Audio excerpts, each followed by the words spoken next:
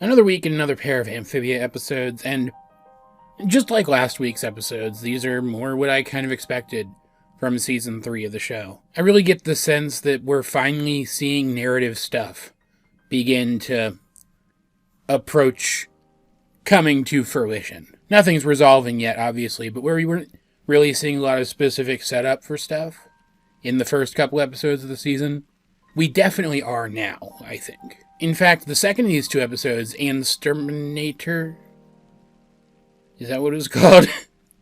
It was a play on exterminator, right? Yeah, Anne-sterminator. That doesn't sound good. Saying it out loud, it doesn't sound good.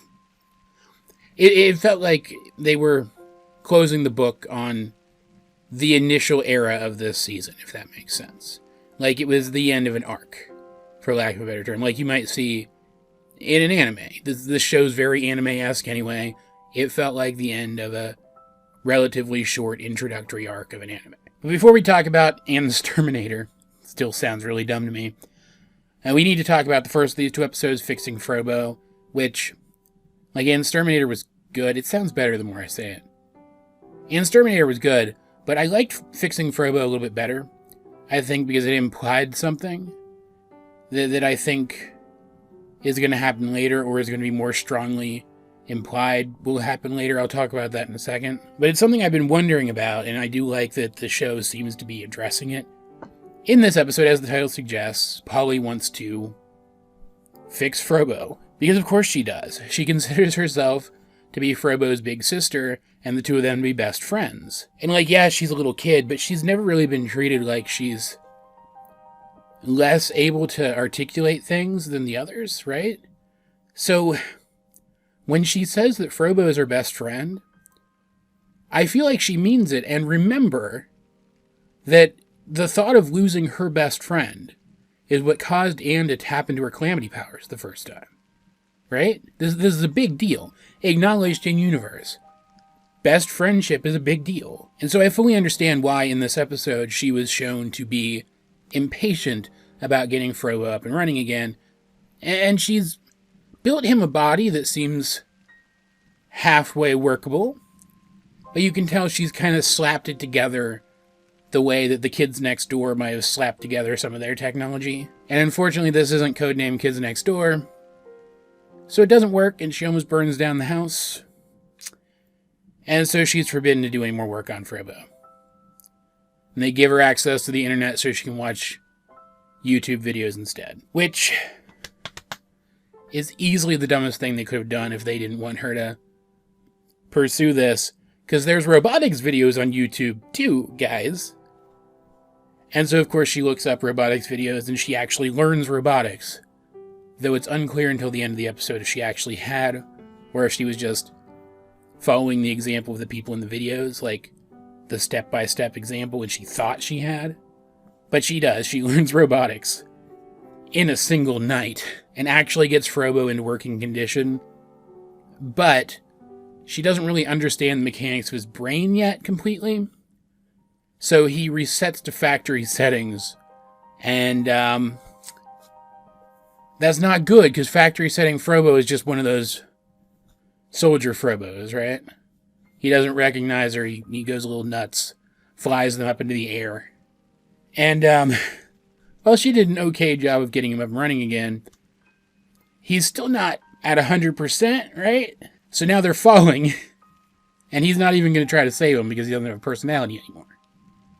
But, it was mentioned earlier, I think it was by the two characters that we meet, the YouTubers that she watched. It's not called YouTube in the show, but you get my point. I think they say something about, yeah, they ask the question, do robots have souls? And they say that anything with memory has a soul, or at least they think so. And that was foreshadowing for, she cries on Frobo, and it's a little hokey. One of her tears gets into, like, his memory core or his power core. Not his power core, because she installed a new power core. I guess it's just his memory core. And it brings him back. It restores the Frobo that we know. And while he has to sacrifice his new body to do it, he does manage to protect Polly from the fall. And he's still online, because the power core that she installed in him is in his head, and that's the one part that's like original parts, right? So Frobo is technically back. They don't have a body for him, though after the events of Anne-sterminator, they might be well on their way to having one. But he is still online. He's still a character. And if I'm not mistaken, we have seen some promotional stuff of him, like, as like an RC car or something, driving around, so maybe we're going to get that now relatively soon. And then at the end, those two YouTubers show up at the Bunchoi's house, and they talk with Polly, and they're talking shop with her, and it's clear that she does actually understand this stuff. Like, maybe some of it hadn't clicked for her yet until they bring it up, but she does understand what she's talking about.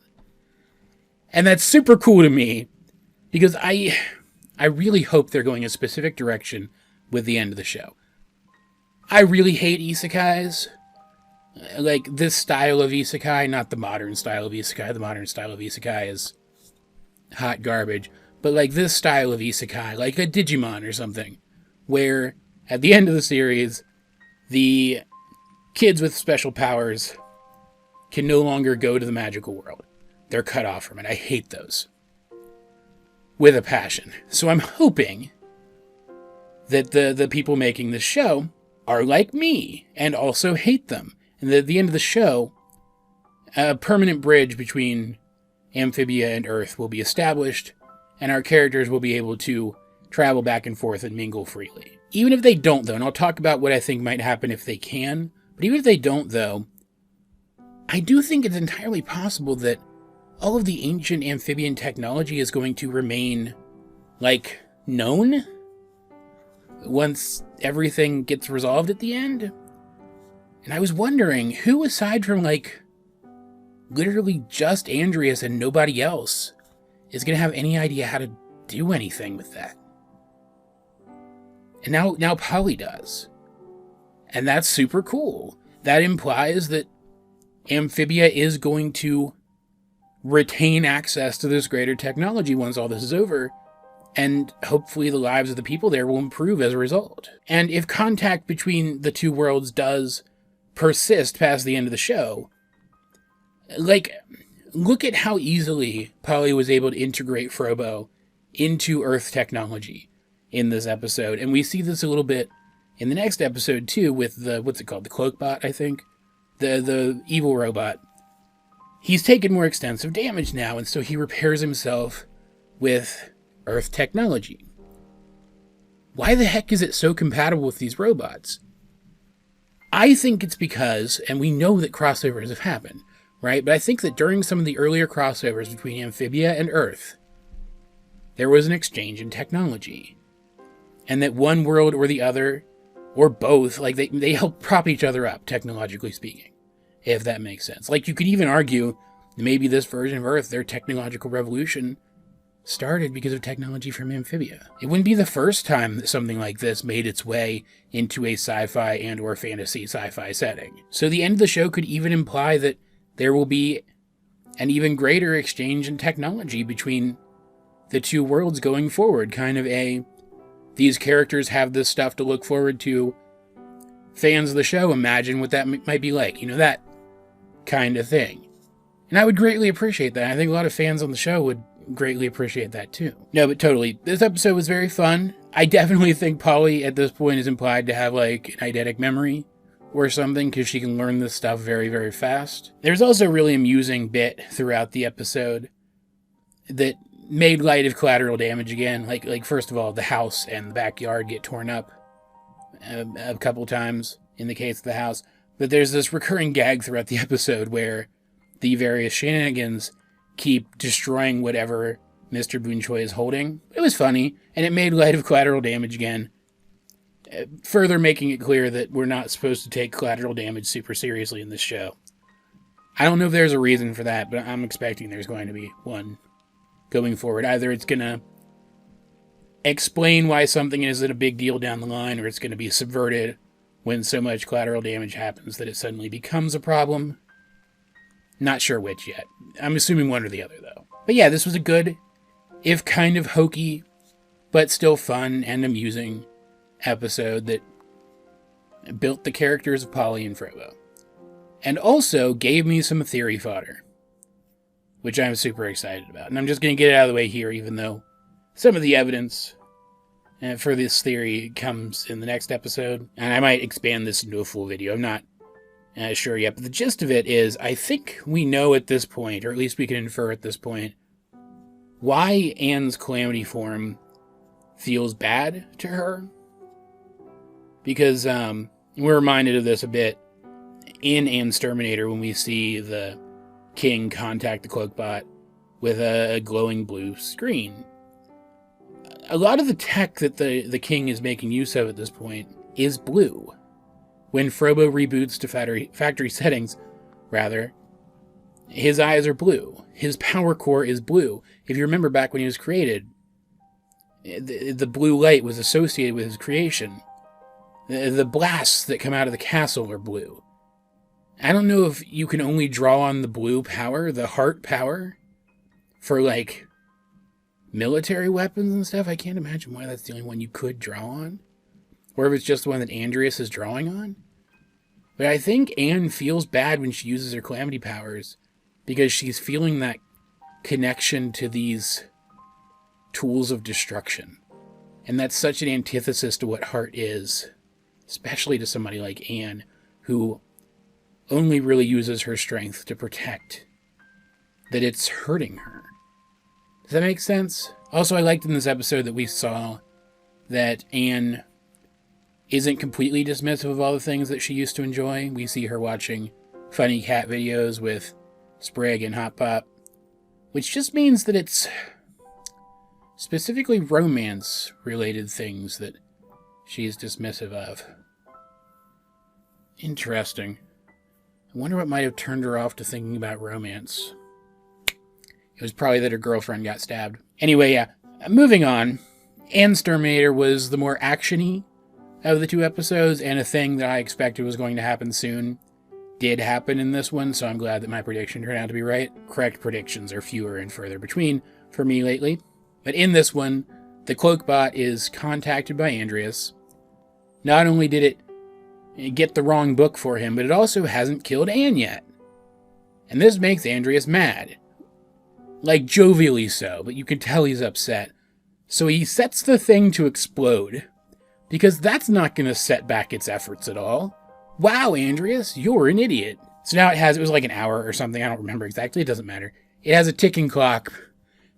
It will explode if it doesn't kill Anne before the ticking clock stops ticking. And this thing does have enough of a personality that it has a sense of self-preservation. And so it rushes now to kill Anne as quickly as possible with its new cobbled together body that looked very cool. And this leads to it finding the house, thanks to Frobo being active again, unfortunately, so it was technically Polly's fault that this happened. And Anne's parents are introduced to the idea that she's being hunted by a killer robot. And that's the thing that I predicted was going to happen soon that comes true. They now know that there's more going on. And while Anne doesn't tell them everything in this episode, it's implied that she's going to tell them everything. I would imagine it's either going to happen at the very beginning of the next episode, or just next episode she will have filled them in on everything off screen, right? My throat's getting sore, which really sucks. Because I have like half of this review still to go. Jesus Christ. Anyway, I'll try to wrap this one up quick. I don't have as much theorizing to do in this section, so this one won't actually be half the review. You get my point. So there's one scene that I think was supposed to be funnier than it was. I'm sure at least some people found it funny, where we find out that the entire time Anne was gone, her mom was making life-size dolls of her to cope with the loss.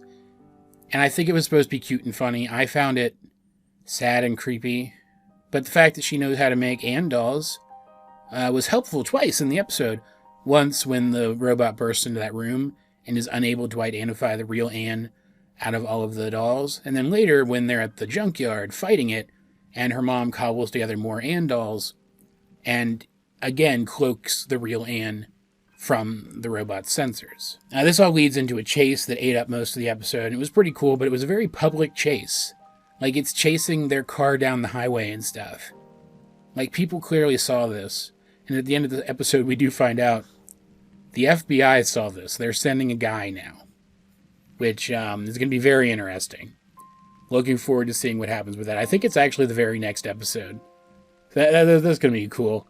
They do end up in this junkyard, and the main climax of the fight happens there, and Anne's parents get in on the fight, and her mom just wails on this thing with a makeshift sledgehammer. And Anne actually uses her calamity powers in front of her parents. And her mom confronts her over still keeping secrets, and is mad about it because she's like, you're the same irresponsible child you've always been. But then Anne comes back at her with, I didn't know how to handle this. Like, it's clear to all parties involved that she was just trying to protect them, that this was overwhelming for her. So it seems like they're in an okay place by the end of the episode. I'm really, again, this was set up for stuff to come. I'm really looking forward to seeing how their dynamic has changed by next episode and then in the following episodes. The status quo, such as it has been thoroughly shaken up, and while things have settled a bit by the time this episode ends, things are going to be different, and we don't really see how by the time the credits roll. Also, the way they beat the robot is just absolutely brutal, but they do still have the robot's parts. Like, I don't know how many of them are usable, but they have them. So maybe we'll see Polly experimenting with some of them. I think that would be cool. I actually don't have much more to say about this episode now that I think about it. It was a good action-packed episode that served as the climax to this specific segment of the story. It does its job pretty, like I'd say adequately, but like I feel like it deserves a stronger word than adequately. It does its job very well. Overall, Fixing Frobo and Anne-sterminator were average episodes of Amphibia, which sounds like I'm downplaying how good they are, but remember, there's scarcely been an episode of this show that I haven't liked. An average episode of this show is still a pretty outstanding episode of television. I liked them a lot, and while I feel like the true strength of Anne-sterminator and Fixing Frobo, I guess, to a lesser extent, I felt like Fixing Frobo was a more fully contained story. With setting up future stuff, I still think that both of these episodes were thoroughly entertaining on their own. The fight in particular was pretty cool. I'm including the chase in that. The chase and then the fight were pretty cool as action set pieces. I am curious, though, how is Andreas going to know that the robot didn't succeed? Because, like, you could argue, yeah, if it had succeeded, it wouldn't have exploded. And then it would have reported in, or he would have contacted it again and it would have reported in then. But, like, it could have killed her at the exact instant that its bomb went off, right? Or it could have killed her in the explosion. Oh, it's also worth noting, and I'm not math enough to calculate this out, but when they realize that the robot's about to explode, Calamity Ann just yeets it into frickin' orbit. Like, what? Like, how strong do you have to be to yeet something into orbit? I'm just curious. Like if we were watching Death Battle, and Anne was a contestant in Death Battle, how would Wiz and Boomstick calculate her maximum power level? It's got to be pretty high, right, to just yeet something into orbit with your bare hands, right? As per usual, guys, I'd like to know, what do you think of Fixing Frobo and Anne-sterminator? I had to think about the titles of the episodes there. Let's get a discussion going in the comment section down below. And while you're down there, you might as well like the video, share it with anyone else you think would enjoy my content, subscribe if you haven't. You can also check out links to my various social medias, as well as the many ways you can help out the channel. Those will be in the video description. But either way, this has been AJ22, and I will talk to you guys later.